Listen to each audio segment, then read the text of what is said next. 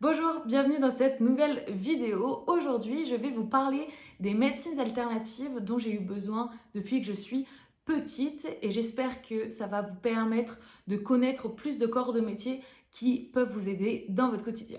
Pour chaque praticien, vous verrez, je vous ai fait une petite fiche où je vous ai marqué la durée moyenne d'une séance et aussi les prix, une grosse fourchette de prix pour une séance. Comme ça, vous pouvez vraiment vous faire une idée de ce que c'est. Je sais que certaines mutuelles peuvent rembourser des séances, certains praticiens, etc. Donc à vous de vous renseigner pour savoir quelles aides vous pouvez avoir. Je vais vous présenter 4 médecines alternatives en suivant chronologiquement l'histoire de ma vie, de mon enfance jusqu'à maintenant et dans l'ordre dans lequel j'ai eu besoin de ces médecins. La première médecine alternative à laquelle j'ai eu recours, c'est un psychologue. Quand j'étais petite, je faisais pas mal de crises d'angoisse. J'avais très peur de la foule. J'étais, on peut dire, un peu agoraphobe et je le suis légèrement encore. C'est-à-dire que dès que j'étais dans un endroit où il y avait beaucoup de monde, la première chose que je faisais déjà, c'était voir s'il y avait les toilettes parce que j'avais très très peur de vomir. J'avais une phobie du vomi. Maintenant, c'est passé. Mais avant, c'était vraiment super fort. Donc la première chose que je faisais quand j'arrivais sur un lieu où il y avait du monde,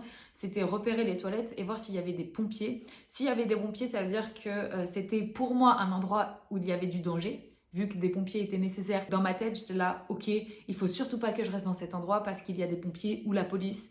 Donc ça veut dire que ça peut être dangereux. Donc pour résoudre ce problème, mes parents m'ont emmené voir un psychologue et ça m'a fortement aidé, vraiment beaucoup, parce que j'ai pu tout simplement discuter avec elle. En l'occurrence, du coup, moi c'était une femme, mais il y a aussi des psychologues hommes. Vous pouvez choisir ce que vous préférez. Et du coup, moi j'étais jeune et j'avais aussi un rapport avec les hommes, donc j'avais un peu peur d'eux. Donc je préférais avoir une femme pour pouvoir me confier.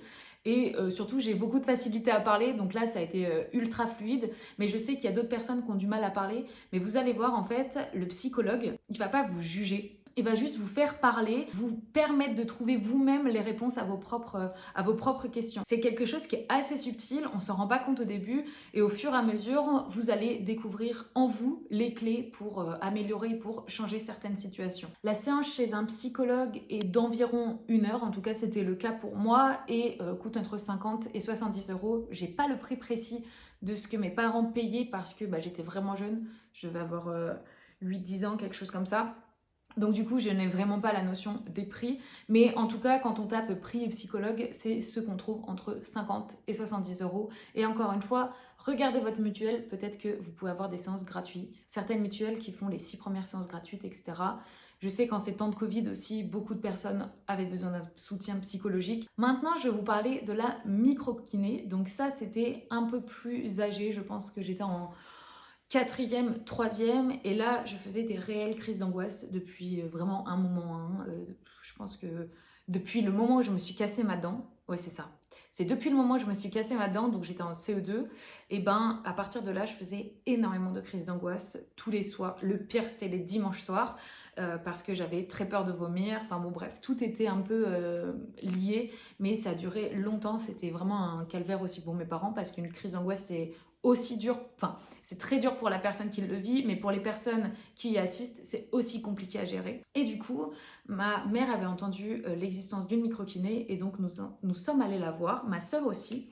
Et ça a été incroyable pour moi. La microkiné, c'est souvent utilisé pour soigner les symptômes qui perdurent, par exemple l'abago, infection à répétition, infection urinaire, etc. Voilà, c'est tout ça, tous les symptômes qui vraiment vous font mal et perdurent depuis un moment, la microkiné, ça va les soulager. Alors moi, mes séances se passaient, j'étais allongée en fait sur une table, comme une table d'ostéopathe. Voilà, j'étais allongée, habillée sur cette table et la microkiné, encore une fois, c'était une femme, c'est pour ça que je vais employer là, mais sinon, ça dépend bien évidemment de la personne. Donc moi, c'était une femme et elle me posait des questions sur mon passé, sur mon enfance. Et à partir de là, elle m'expliquait que mon corps et mon esprit étaient une étagère et qu'elle allait, enfin une armoire, et qu'elle allait ouvrir des tiroirs pour les vider parce que j'avais un surplus d'émotions, etc., qui était lié à mon passé et même avant ma naissance, ce que ma mère avait vécu quand elle me portait dans son ventre, etc. Enfin, ça va très loin. Moi, ça a extrêmement bien marché. Donc, comme je vous dis, j'étais allongée et en fait, elle faisait des sortes de frottements, mais elle me frôlait à peine sur tout mon corps, mes pieds, mon ventre, ma tête, etc. Mais vraiment, c'était genre des trucs comme ça, hein. Juste, elle faisait ça partout sur mon corps. Là, bien évidemment, je ne suis pas micro-kiné, donc je vous fais n'importe quoi. Mais c'était vraiment ce style-là, un frôlement partout sur mon corps, à certains endroits. Et en même temps, elle continue de me poser des questions. J'ai fait environ 5 séances de micro-kiné. C'était ce qui était à peu près recommandé pour pouvoir enlever en fait les symptômes qui perduraient. Et moi, il s'avère que je n'ai plus jamais fait de crise d'angoisse à partir de ce moment-là. Donc, je vais pas vous mentir, ça m'a quand même sauvée sur beaucoup de points parce que c'était très handicapant pour moi d'avoir des crises d'angoisse. Je sais que ça touche beaucoup de personnes. Donc, peut-être que ça peut être une alternative pour vous pour essayer d'enlever en fait ces crises d'angoisse qui sont vraiment paralysantes en public quand on est tout seul. Voilà, c'est vraiment étouffant, c'est affreux. Donc, j'espère que ça pourra vous aider. Une séance de micro-kiné dure entre 30 à 45 minutes et ça coûte entre 50 et 70 euros. Donc ça aussi, peut-être que vous pouvez vous le faire rembourser. Comme je vous ai dit, checkez votre mutuelle. J'ai ça depuis quand? J'avais le ruban qui sortait ici depuis je ne sais pas combien de temps. Je suis désolée. Ça a dû en énerver certains. Bref, je l'ai rentré. S'il ressort, j'en suis désolée, je sais pas ce qu'il fait. C'est super pénible, mais en même temps, pour un haut asymétrique comme ça, si j'ai pas ce petit ruban pour l'accrocher au cintre, vraiment, il ne tient nulle part. Donc bon, je le remercie quand même d'exister, mais là, il est pénible. La microkiné, du coup, c'était en quatrième, troisième, et ensuite, je suis rentrée au lycée, etc. Et en terminale, j'ai eu une énorme descente de morale, vraiment. J'étais un peu déprimée, donc j'étais pas en dépression, je pense pas, parce que je pense que quand tu l'es, tu le sais. Mais par contre, j'ai très mal vécu l'année de terminale. J'étais un peu au bout de ma vie, je savais pas ce que je voulais faire plus tard, et vu que c'est la question qu'on te pose depuis à peu près le collège, et ben vraiment c'était super pénible pour moi. Et du coup, je me disais que j'avais tout pour être heureuse, mais je n'y arrivais pas. J'avais pas envie d'aller à l'école, ça c'était affreux, j'avais des notes, c'était une catastrophe. Donc bon, bref, il y avait un ensemble qui faisait que j'étais vraiment pas bien. Et du coup, encore une fois, ma mère m'a dit, on va aller voir une sophrologue. Et c'est ce qu'on a fait. Et alors là, ça a été aussi super bien. Donc sophrologue, c'est un peu difficile pour moi à expliquer. Donc j'ai tout sur mon iPad. Donc je vais vous lire exactement la description pour que vous puissiez me comprendre. Parce que si je vous l'explique moi, vraiment, ça va être incompréhensible et ça ne servira à rien. Donc en gros, le ou la sophrologue, encore une fois, moi c'était la sophrologue, donc je vais dire là, à l'aide de différentes techniques favorise la détente physique ou l'épanouissement personnel. Il travaille au renforcement de la structure positive de l'individu de façon à lui permettre de mieux appréhender le stress de la vie courante, de trouver l'harmonie et la sérénité. Et donc là, encore une fois, je crois que j'ai fait 5 séances, pareil, d'une heure. Tout le temps, ça a été environ 1 heure et c'est entre 45 et 70 euros. Ça dépend du professionnel. Et là, encore une fois, j'ai beaucoup parlé. Il est arrivé d'autres choses dans ma vie qui faisaient que j'étais pas très bien. Là, je savais pas exactement pourquoi je n'étais pas très bien. Aux autres moments où je suis allée voir des professionnels, je savais que c'était des crises d'angoisse que je voulais régler, de l'agoraphobie, de la peur de vomir, etc. Ça, je savais. Mais à ce moment-là, je ne savais pas ce qui allait pas en moi et ce qui faisait que j'étais pas bien. Donc, c'est encore plus difficile de trouver seule des réponses à ça. Et c'est pour ça que la sophrologue m'a beaucoup aidée parce que j'ai pas mal parlé et j'ai raconté un peu toute ma vie. Et du coup, elle creusait à des endroits pour me permettre vraiment d'évacuer tout. Et en fait, à la fin de chaque séance, j'avais des petits exercices. Pendant ces séances, c'est la professionnelle, donc la sophrologue, c'est la première fois qu'elle vous rencontre. Et donc, elle décèle direct en vous vos qualités et vos défauts. Et il s'avère que la sophrologue que j'avais en face de moi a été incroyable et m'a fait énormément de compliments. Et du coup, ça te redonne de la force en fait. Tu te dis, ah mais je suis pas une merde. Et ça, je suis pas une merde, quand c'est quelqu'un d'autre en dehors de ton cercle privé qui te le dit, d'un coup ça fait un peu écho en toi et tu te dis, ah pourquoi pas. Et il suffit que ce soit en fait corrélé avec 2-3 autres personnes en dehors de ton cercle privé qui te le disent. Et là d'un coup tu as l'impression d'être une star et d'être incroyable. Et en vrai, c'est pas pour vraiment avoir un ego surdimensionné, mais c'est qu'on en a parfois vraiment besoin. Et en l'occurrence, moi j'en avais besoin. Et du coup, j'avais quelques petits exercices. Je sais que pendant mes séances, j'ai fait parfois de l'hypnose. Alors ça a extrêmement bien marché sur moi. Et en fait, le rapport que j'avais avec la sophrologue, c'est qu'elle était vraiment très douce, très gentille.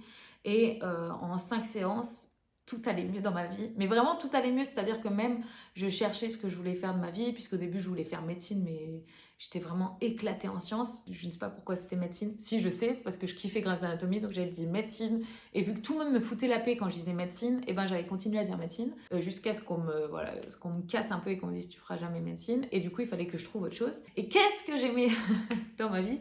C'était faire des vidéos. Et c'était YouTube. Vraiment, j'étais fan de YouTube, ce qui est encore le cas aujourd'hui. C'est pour ça que je vous fais une petite vidéo aussi. J'étais vraiment fan de YouTube, fan de communication, etc.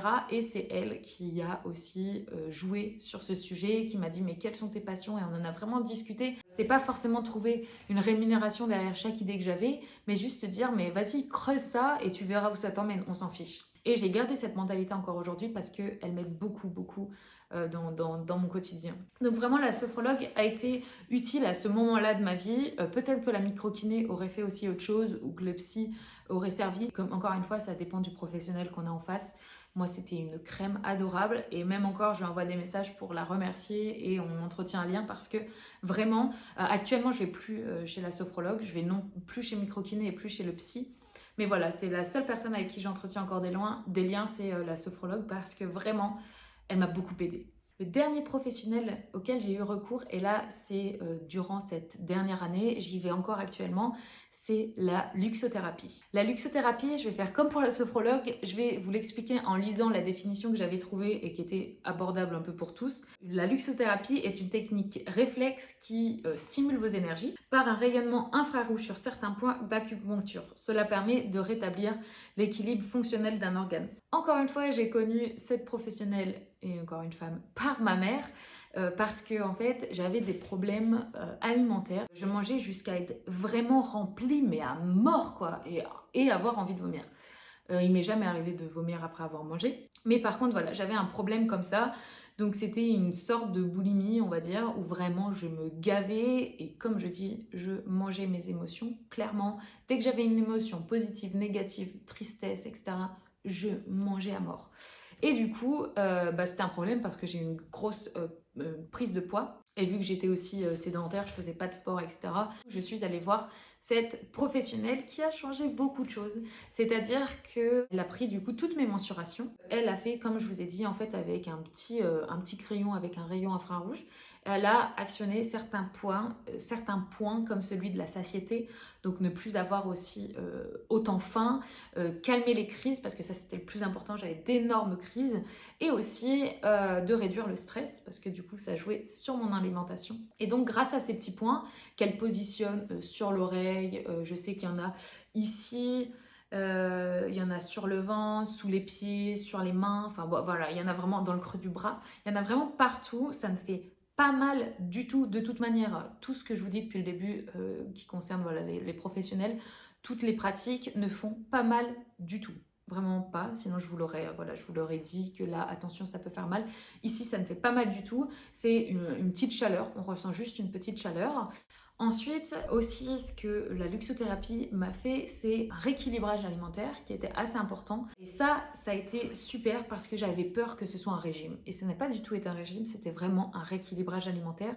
Dans le sens où elle me demandait exactement ce que je mangeais dans une journée, même si ça varie totalement. C'est-à-dire que moi, à ce moment-là, je faisais presque 3 tacos par semaine ou 4 tacos par semaine, des McDo, enfin bon bref, j'avais une alimentation qui était catastrophique. Aucun moment elle m'a jugée. Elle m'a juste demandé de lui dire exactement ce que je mangeais. Et à partir de là, elle a rééquilibré tout mon régime alimentaire. Et ce qu'elle m'a dit, et qui est un peu évident, mais quand même je tiens à le dire, c'est de boire. J'avais un problème, c'est que moi je buvais pas du tout, mais vraiment très peu. J'étais à 1 ou 2 verres par jour. 2 verres d'eau, hein, bien sûr. Et ce qui me faisait beaucoup d'infections urinaires. Le manque jouait beaucoup sur l'aspect de ma peau et sur la rétention de l'eau. Donc voilà, en fait, elle m'a appris des nouveaux réflexes. Elle m'a pas dit qu'il fallait que je boive 2 litres par jour parce que sinon ça aurait été aussi beaucoup trop pour mon organisme vu que je buvais très peu. Donc c'était une gourde de 600 millilitres au début qu'elle me disait de boire tous les jours et c'est ça qui allait drainer en fait mon corps et l'aider à en fait éliminer un peu plus vite. Elle a cassé aussi beaucoup d'idées reçues que j'avais sur l'alimentation, comme par exemple manger des légumes à tous les repas. Moi, elle m'a dit que c'était pas bon pour moi parce que je retenais beaucoup d'eau, donc il fallait que je mange des légumes une fois sur deux, un repas sur deux ou un repas sur trois. Par contre, que je mange plus de féculents que de légumes parce que les légumes me font gonfler, ce qui n'est pas bon. En fait, c'est ça qui a aussi changé tout, c'est que à aucun moment j'ai été restreint, j'ai juste été aidée et en fait réorganiser mes repas. J'avais arrêté pendant 1 an et là j'ai repris récemment pour voilà, me relancer et relancer mon corps parce que j'avais besoin en fait de relance de légers points d'infrarouge pour pouvoir en fait réduire mon stress et surtout réduire encore une fois mes crises de boulimie qui revenaient. Donc voilà, c'est quelque chose qui je pense est sur le long terme. Moi c'est un choix que j'ai décidé de faire, privilégier en fait cet argent à peu près maintenant j'y vais tous les mois, j'ai demandé d'y aller tous les mois, souvent on peut y aller tous les 2 mois, en sachant qu'au début on est obligé, enfin voilà, on n'est pas obligé, il est recommandé d'y aller 5 semaines d'affilée pour en fait pouvoir vraiment lancer un vrai renouveau dans votre corps. Donc la durée des premiers rendez-vous de luxothérapie, la première séance, souvent elle dure entre 1 heure et 1 heure et demie parce qu'il voilà, il faut faire le bilan, c'est toujours un peu plus long, pardon. Et les séances d'après, c'est entre 30 et 40 minutes, ça dépend des praticiens. C'est entre 50 et 100 euros le prix. Moi, je sais que 50 et 70 euros, pardon, le prix. Moi, précisément, je paye 58 euros la séance. Donc, c'est quand même un budget, vu qu'au début, vous allez devoir en faire 5 d'affilée. Donc, voilà, il faut quand même le budgétiser, tout ça. Ça a un prix, ça a un coût. Mais à vous de faire le choix si vous voulez les mettre ou pas là-dedans. La vidéo est terminée et j'aimerais voilà, rappeler que ça, ce ne sont que mes expériences. Toutes les relations dépendent aussi des professionnels que vous avez en face de vous. C'est pas le métier qui ne vous correspond pas, c'est la personne que vous avez en face de vous. Donc si ça ne vous va pas, essayez d'aller voir un autre médecin en sachant que de toute manière, je sais que ça a un coût et c'est un choix à faire. Voilà. Moi, par exemple, pour la luxothérapie, j'ai fait le choix de continuer à mettre 58 euros par mois dans ça parce que c'est pour ma santé, c'est pour que je me sente mieux dans mon corps et du coup dans toute ma vie, dans mon quotidien en fait. Mais il y a certaines personnes qui vont préférer le mettre ailleurs et ça, je le comprends totalement. J'espère que la vidéo vous aura plu. N'hésitez pas à la liker si c'est le cas, à vous abonner à la chaîne pour suivre les prochaines vidéos que je vais sortir et j'espère vous retrouver bientôt dans une prochaine vidéo. Ciao!